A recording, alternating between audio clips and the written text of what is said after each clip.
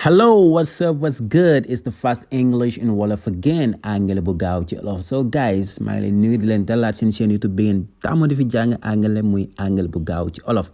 So today, suñu leçon bis bi dañuy waxtaanee benn règle grammaire bu sew bu am solo ci English mooy kañ la ñuy jëfandikoo tell, kañ la ñuy jëfandikoo say, kañ la ñuy jëfandikoo speak ak talk. mu nekk lu sew lool leçon bi nag suñu benn élève moo ñu ko laajoon mu ne ñu kañ la ñuy jëfandikoo tell ak say après si laa ko indilee ay leer ma ne why not ñu indi ko ci YouTube bi su ko defee gars yëpp mën koo xàmmee mën a xam kañ la ñuy jëfandikoo say ak tell ak speak and talk su fekkee abonné si chaîne bi te bës cloche notification bi et aussi guys dee leen like vidéo bi di commenter te aussi tamit di partager bu baax a baax.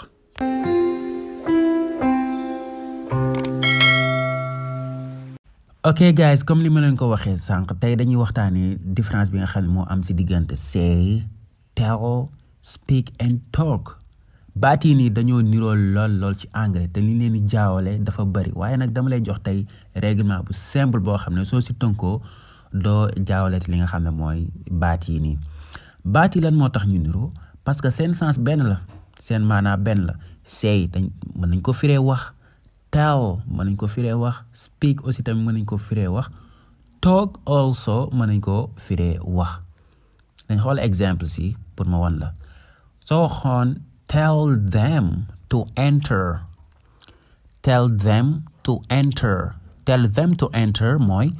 wax leen ñu dugg kon tell fi lu mu yor maanaam wax nee leen ñu dugg wala boog wax leen ñu dugg yaa ngi gis su ma ne woon what did he say mooy moom lu mu wax kon say fii lan laa ko firee wax right su ma ne woon what are you talking about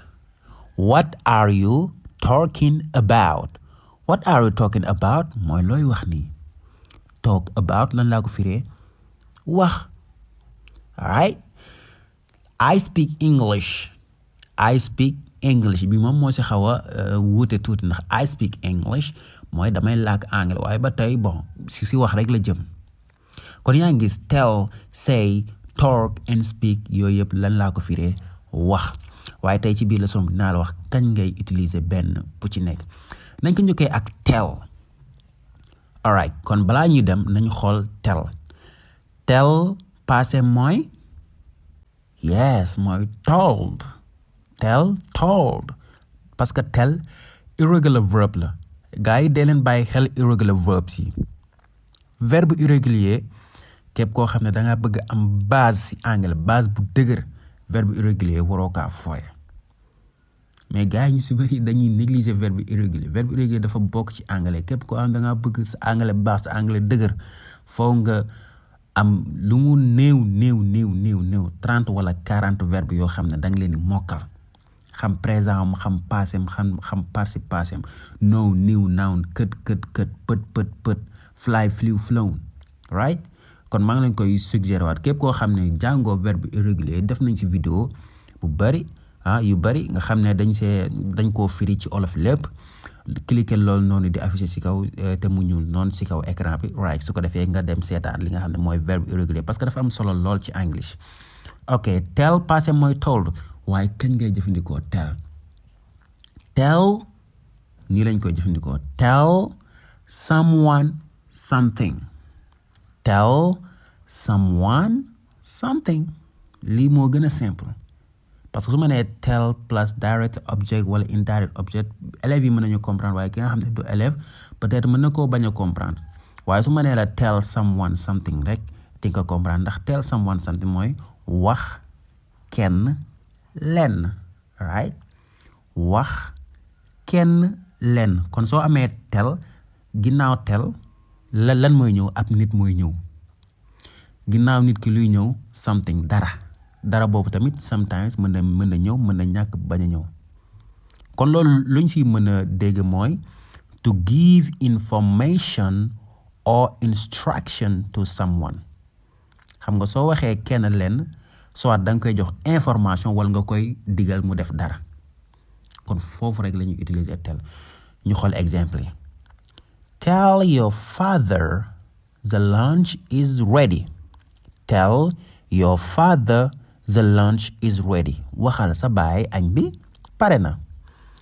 Gis nga gannaaw tell loo am someone nit. Kookal la your father sa papa. Loo ko wax something ndax gannaaw someone something mooy ñëw something boobu mooy lan the lunch is ready. Kon danga kaa xibaar kon noonu dañ ngay utiliser tell. Ñu xool beneen exemple. Tell the children to play outside.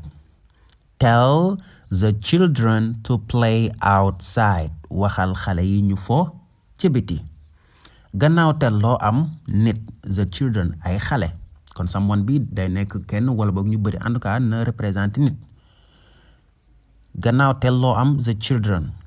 Gannaaw the children loo am something dara loo leen wax to play outside ñu fo ci biti. Kon wax nga xale yi leen wax nga leen dara. Alright? Nañu xool beneen exemple nga ne the teacher told us to write the lesson. The teacher told us to write the lesson. Professeur wala jàngalekat bi nee nañu ñu bind leçon bi. Aca nañ dem gannaaw tell mooy comme fii told nga am gannaaw tell loo am as ay nit la. Gannaaw as loo am dara danga ñoo wax dara boobu mooy lan to write the lesson ñu bind leçon bi. Yaa ngi gis kon tell moom noonu rek nañ ko utiliser wax kenn leen tell someone something. Yenn saa yi tamit something bi mën na bañ a ñëw comme nga ne tell me wax ma tell me phrase la jub na mat na tell me wax ma. Kon yaa ngi gis kon fii liñ fi bàyyi xel mooy gannaaw tell saa su ne day am koo xam ne day am li nga xam ne ab direct object maanaam ab nit boo xam ne mooy nekk si ginnaaw tell moo xam nga ne your father wala nga ne your mother wala nga ne me you yu demee noonu en tout cas daal gannaaw tell ab nit na fa nekk. Yaa ngi gis waaye am na si baat yoo xam ne saa su ne ñoom tell la ñuy àndal ñoom duñu ànd ak keneen ku dul tell duñu àndal say duñu àndal speak moo yii nii ma lay wax comme tell truth wax dëgg tell a lie wax loo xam ne du dëgg fen wala tell a joke wax ak mbalak wala tell the time gis nga foofu sax da nga naan tell me the time right wala tell a story moom chaque jour tell lay ànd doo wax say a story wala speak a story wala talk a story gis nga story mooy ab histoire moo tax ki nga xam ne day def ay lépp dañ koy wax storyteller maanaam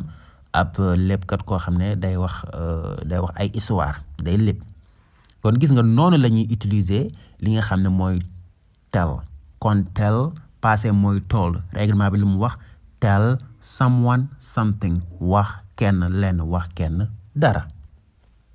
Ok léegi nañ jóge ci tell dem ci say règlement bi lu mu wax balaa ñuy dem ci règlement bi nañ xam passé bi say passé mooy right mooy said alright moom verbe irrégulier la ok.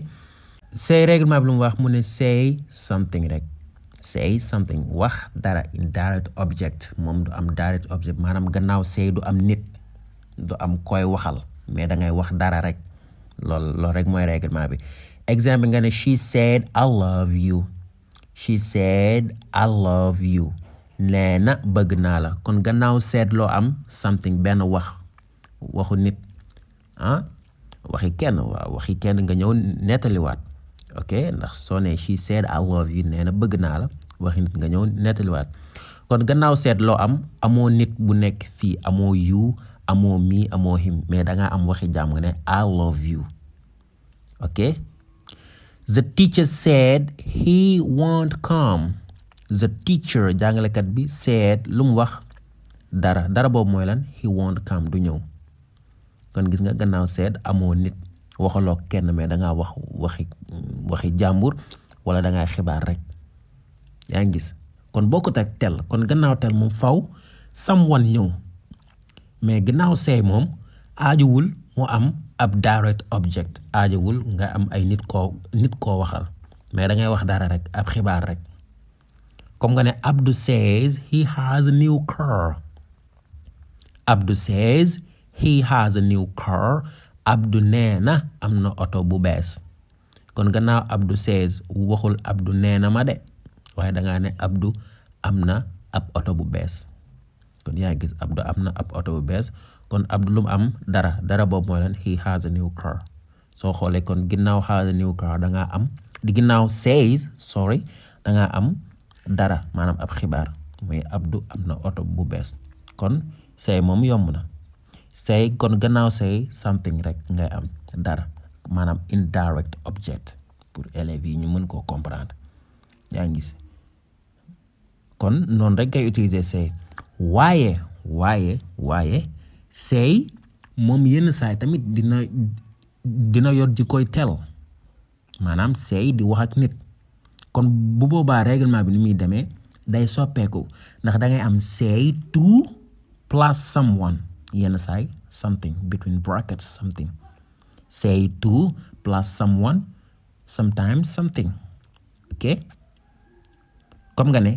the teacher said to the student to go out. The teacher said to the student to go out. Professeur bi jàngalekat bi nee na élève bi mu génn. The teacher said to the student to go out. Kon fii gannaaw say am nga koo waxal de. The teacher am na ku mu waxal de ku mu waxal the student te waxoon na la ci règlement bi mu ne la say du am ku mu waxal moom something rek lay wax. Kon fii am na lu bees ndax fii teacher bi wax naak student bi. waaye loolu lan moo ko waral ndax gannaaw say dangaa am to ndax rek moo ko waral kon gannaaw say soo amee to looy am someone yaa ngi gis moo tax fii nga ne the teacher say the student to go out. kon foofu li nga fi jàngee mooy gannaaw say su amul to waroo faa teg someone comme exemple nga ne the teacher says the student to go out. loolu soo ko waxee mistake la anglais da koy tere mu ne la daal kon anglais li mu lay wax fii ne balaa ngay utiliser say someone na am to gannaaw say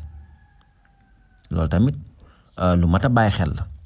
waaye nag lii moom li ñu koy utiliser du bari say to someone li ñu koy utiliser du bari ndax fi ngay waxee say to someone mën nga faa wax told ba tey benn comme nga ne he said to me he is busy moom nee na ma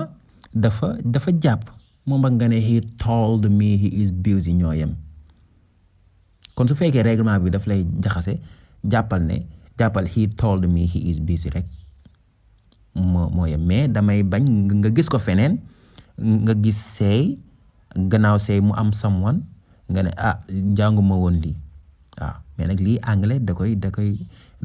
utiliser kon foo ko gisee feneen rek say to someone rek xamal ne waaw loolu tamit dañ koy wax waaye li ñu koy wax bëriwul mais del wax he told me wala nga ne the teacher told the student to go out xaw na compliqué tuuti mais vidéo bi da nga koy télécharger wàcce ko sa téléphone aussi tamit di ko seetaan ndànk-ndànk su ko defee nga koy gën a mën a comprendre kon foofu la ñuy utiliser li nga xam ne mooy say ak li nga xam ne mooy told. ok guys nañ dem bi nga xam ne moo ci mujj mooy speak and talk. speak ak talk gaay nag ñoom ñaar daanaka benn lañ waaye soo xoolee talk moo gën a yaatu ci speak. exemple nga ne I speak with my friend every day damay wax ak sama xarit yi chaque jour soo waxoon tamit I talk with my friend every day tamit kenn du ne baaxul ñaar yëpp baax soo ne I speak with my friend every day ak I talk with my friend every day ñaar yëpp baax nañ waaye nag speak dafa am jagle spécial anglais nee na la speak soo koy wax ñaar yi moom si lay gën a concentré wu muy que ne sooy wax si language sooy wax si ay langue comme sooy wax langage da nga naan I speak English damay làkk anglais I speak séeréer damay làkk séeréer I speak French I speak Arabic yu demee noonu kon saa yoo wax làkk rek utiliser le speak kon foofu doo wax I talk English non doo wax I say English déedéet doo wax I tell English ba da nga naan I speak English kon speak jàppal ne foofu lañ koy utiliser. ba tey tamit speak su fekkee da ngay joxe discours bu boobaa tamit speak ngay utiliser comme nga ne sooy wax si mbooloo comme nga ne tomorrow I'll speak at the conference suba dinaa wax si conférence ba kon foofu speak ngay utiliser gis nga soo nekkee sax si mbooloo dañ naan speak louder waxal ca kaw kon speak si mbooloo lay nekk waaye toog nag moo gën a yaatu toog moom mooy waxtaan rek comme nga ne let's talk about your problem nañ wax ci sa problème bi what are you talking about looy wax nii gis nga kon speak ak toog ñoom seen daanaka benn la kon guys loolu moo nekkoon suñu leçon bés bi mu nekkoon leçon bu am solo si diggante say speak ak talk waaw ngeen ni partager gars yi vidéo di commentaire dee leen commenter gars yi ndax soo leen commenter aussi tamit suñ ñëwee tamit dañ leen di tontu commentaire bu ñu gis dañ koy tontu mën ngeen a laaj foofu lu leen neex ci English soo leen ko laajee aussi tamit dañ koy tontu parce que ñun chaque jour ñoo ngi bàyyi xel commentaire yi aussi tamit day leen partage vidéo yi bu baax a baax kon see you soon guys peace.